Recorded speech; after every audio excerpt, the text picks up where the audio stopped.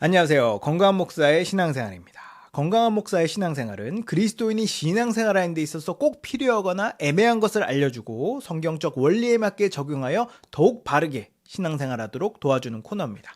이 영상을 통하여 더욱 건강한 신앙생활하게 되길 바랍니다.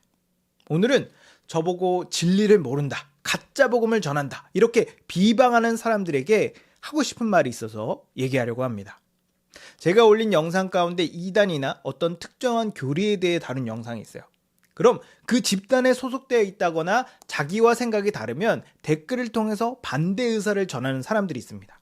종류는 다양한 것 같아요.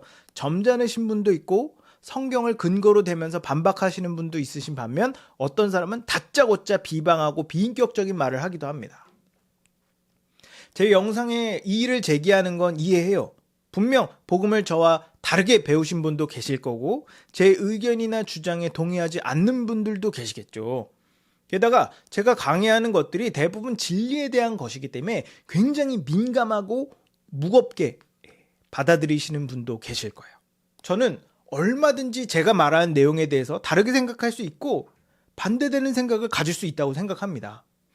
제가 영상을 만들어서 올리는 이유 중에 하나가 다시 한번 자신이 알고 있는 것이 정말 성경적인 것인지 돌아보고 점검하게 하는 것도 있어요.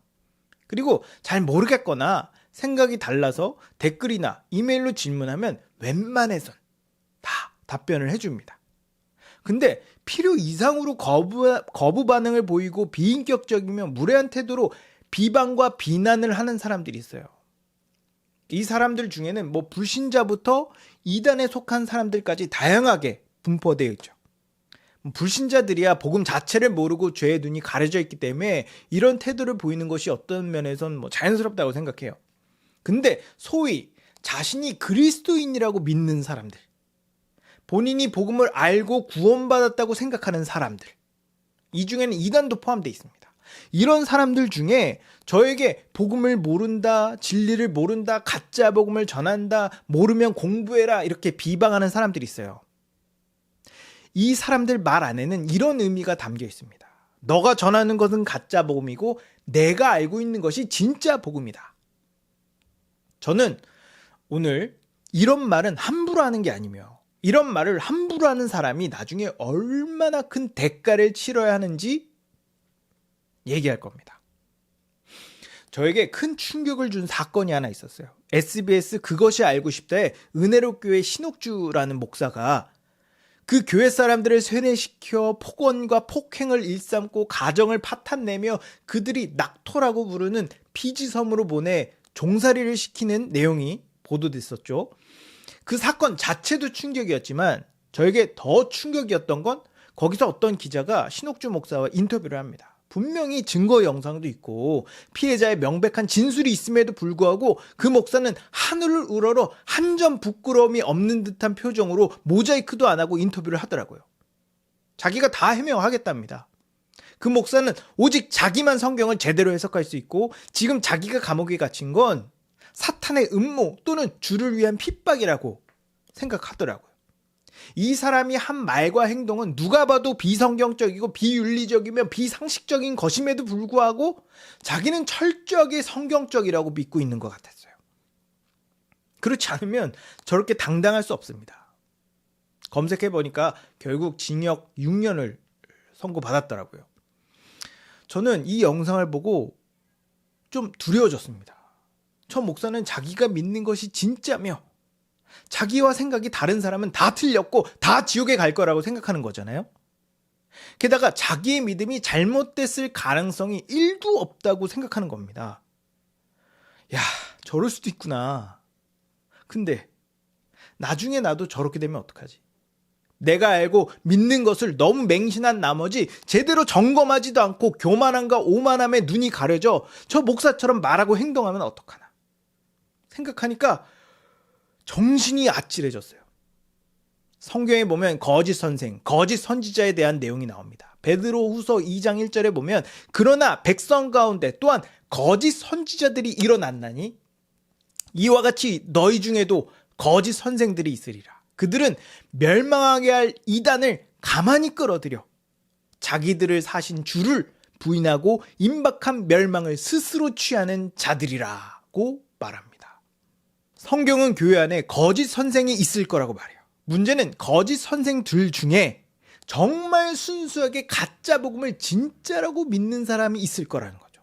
차라리 사기꾼처럼 자기 욕심 때문에 예수님을 파는 경우라면 본인이 지금 사기를 치고 있다는 인식을 가지고 있습니다. 그래서 한켠에는 죄책감도 느껴요. 근데 이런 신옥주 같은 사람은 자기가 잘못하고 있다는 것 자체를 모릅니다. 오히려 더 사명감을 가지고 정말 열정적으로 거짓 선지자 노릇을 해요. 다른 사람은 다 하나님을 버렸고 오직 자기만 진짜라고 믿는 거죠. 이 사람도 처음부터 이러진 않았을 겁니다. 이렇게 된 계기가 있었을 거예요. 이 사람이 그렇게 됐다면 나도 그렇게 될 수 있지 않을까요? 저뿐만이겠습니까? 모든 목사, 모든 그리스도인은 다 가짜 복음에 현혹되어 거짓 선생이 될 가능성이 얼마든지 있어요. 고린도후서 11장 3, 4절에 보면 바울이 이렇게 말합니다. 나는 뱀이 하와를 미혹한 것 같이 너희 마음이 부패해서 그리스도를 향하는 진실함과 깨끗함에서 떠날까 봐 두렵다. 왜냐하면 너희는 누군가가 다른 예수, 다른 성령, 다른 복음을 전했을 때 너무 쉽게 받아들였기 때문이다. 우리가 믿는 복음에 대해 확신하고 담대하게 선포하는 거 너무 좋아요. 근데 내가 믿는 복음을 끊임없이 점검하고 확인하지 않으면 나도 모르는 사이에 다른 길로 가거나 길을 잃어버릴 수 있습니다. 생각해 보세요. 일평생 내가 알고 있는 것을 진짜라고 믿고 거기에 내 모든 것을 걸었는데 실제로는 주를 대적한 거였고 구원받을 수 있는 사람들까지 다 지옥으로 보냈다면 어떡할 겁니까? 나중에 그걸 알았을 때 얼마나 충격이 클까요? 또 그 심판은 얼마나 무겁겠어요. 아마 자신뿐만 아니라 지옥으로 보낸 영혼들의 목까지 다 끌어안고 지옥 가장 밑으로 떨어질 겁니다. 저는 제가 그렇게 될까 봐 너무너무 무서워요. 그래서 우리는 내가 믿는 복음이 진짜 복음인지 가짜 복음인지 확실히 분별할 수 있어야 됩니다. 다른 건 몰라도 복음만은 아주 철저하게 엄격하게 2중, 3중, 4중, 5중 계속 점검해야 돼요. 애초부터 복음을 잘못 배웠을 수 있다는 가능성을 배제하지 않고 기초부터 하나하나 점검할 필요가 있습니다. 만약 제가 지금 여러분에게 가짜 복음을 전하고 있다면 저는 누구보다 적극적으로 하나님을 대적하고 있는 거예요. 저는 제가 사람을 구하고 있다고 생각했는데 알고 보니 죽이고 있었던 거죠. 이것보다 비참한 인생은 없습니다. 무슨 일이 있더라도 이렇게 되지 않도록 막아야 돼요. 그렇기 때문에 우리에겐 이런 상황에 빠지지 않도록 해줄 안전장치가 필요합니다. 가짜 복음에 빠지면 그 가르침과 무리에서 빠져나오기가 정말 쉽지 않아요. 이단들을 보십시오. 불신자도 딱 보면 이단이란 걸 아는데 정작 본인들은 모르잖아요. 특히 그 안에 오래 있거나 깊게 관여한 사람들은 더더욱 빠져나오기 어렵습니다. 왜냐하면 그동안 자기가 해온 모든 것을 다 부정해야 되거든요. 자기가 했던 말, 자기가 했던 행동, 들인 물질과 정성들이 다 주를 대적하는 행동이었다는 것을 인정해야 되는데 인정할 수 없는 거죠. 어쨌든 진실을 직면하고 회개할 기회가 있을 때 돌이켜야 되는데 그때 딱 외면하면 마음이 돌덩이처럼 딱딱하게 굳어버립니다. 그리고 어떤 행동을 하냐면 지금 믿고 있는 가짜 복음을 진짜라고 밀어붙이는 거죠. 여기까지 오게 되면 누가 무슨 말을 해도 들리지 않습니다. 오히려 진짜 복음을 선포하는 사람을 향해 넌 가짜다, 너가 틀렸다, 넌 심판받을 거다 라고 격렬하게 비난합니다. 이런 사람들의 일반적인 특징은 일단 합리적인 대화가 안 돼요. 논리가 빈약하고 억지를 많이 부립니다. 또 다른 특징은 굉장히 감정적이에요. 그리스도인의 가장 뚜렷한 특징 중에 하나가 겸손과 온유와 절제인데 하는 말들을 들어보면 비꼬고 무시하고 조롱하고 무례하며 오만합니다. 이런 태도 자체가 복음이 없는 사람의 태도인데 본인은 모르는 거죠. 우린 그 어떤 것보다도 거짓 복음에 빠지지 않고 진짜 복음을 분별할 수 있어야 됩니다. 그러기 위해선 몇 가지 안전장치가 필요해요. 그게 뭘까요? 첫째, 이성입니다. 이성은 합리적이고 논리적으로 생각하는 능력이에요. 하나님은 사람에게 이성을 주셨습니다. 이성은 동물에게 없는 사람만의 고유한 특성이죠. 우린 이 이성을 통해서 하나님의 뜻을 어느 정도 분별할 수 있어요. 근데 어떤 사람은 이 이성을 굉장히 부정적으로 봅니다. 왜냐하면 과거에 이성을 강조하면서 진화론, 무신론과 같은 인본주의가 발전하고 자유주의 신학이 나오면서 기독교가 굉장히 위태로워졌던 적이 있었거든요. 그에 대한 반작용으로 이성을 극도로 경계하게 됐습니다. 근데 그렇게 된 건 이성을 하나님 말씀 위에 두고 우상화했기 때문이에요. 이성은 하나님 말씀 아래에 위치해야 됩니다. 만약 이성이 하나님 말씀 안에서 통제를 받으면 이것만큼 좋은 안전장치가 없어요. 대부분 이단에 빠지는 이유는 말씀을 무조건적이고 무비판적으로 듣기 때문입니다. 이해가 안 되고 납득이 안 되는 부분이 있으면 질문하고 답을 찾아야 되는데 그렇게 하지 않는 거죠. 우리가 이성의 끈을 놓으면 가짜 복음에 빠지는 겁니다. 그렇기 때문에 우리는 겸손하지만 이성적으로 성경을 봐야 돼요. 둘째는 전통입니다. 하나님은 우리에게 복음을 가르쳐 주실 때 무슨 파일 다운로드 하듯이 한 번에 다 주시지 않으셨어요. 아담으로부터 예수님에 이르기까지 수천 년이라는 기간 동안 아주 차근차근 여러 가지 역사적 사건과 계시를 통해서 복음의 내용과 의미를 가르쳐 주셨습니다. 그리고 때가 되어 예수 그리스도를 통하여 복음이 완성됐죠. 복음은 이미 완성됐지만 아직 그 의미가 완전히 드러난 건 아닙니다. 시간이 걸려요. 그래서 사도들은 성도들을 가르치는데 많은 시간과 노력을 들였습니다. 그래도 잘 이해를 못하니까 편지까지 써가면서 설명해 줬죠. 그것이 오늘날 신약 성경이 된 겁니다. 복음은 우리가 생각하는 것보다 훨씬 넓고 길고 높고 깊어서 아직까지도 그 지식과 지혜와 능력이 계속 발견되고 확장되고 있어요. 이런 지식과 지혜와 능력이 2000년 동안 누적되어 왔습니다. 이것을 우리는 전통이라고 불러요. 처음에 복음 안에 발견된 지식과 지혜는 마치 다이아몬드 원석과 같아서 아름답긴 하지만 좀 더 정교하게 다듬어질 필요가 있었습니다. 역사 가운데 여러 이단들과 싸우고 여러 과정을 겪으면서 복음이 체계화되고 정교해졌어요. 우린 이 전통을 통해서 복음을 훨씬 안전하고 체계적으로 배우며 바르게 이해할 수 있습니다. 이렇게 오랜 기간 동안 정립되어 온 정통신학을 무시하면 가짜 복음에 빠지는 거예요. 셋째, 사람입니다. 나 한 사람은 생각할 수 있는 폭이 좁아요.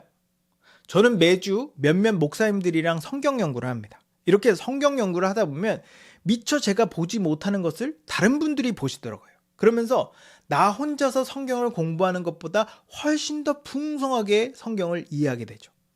사람은 누구나 길을 잘못 들어 잘못된 생각을 가질 수 있습니다. 그럴 때 나와 다른 시각으로 문제를 지적할 수 있는 사람이 있어야 돼요.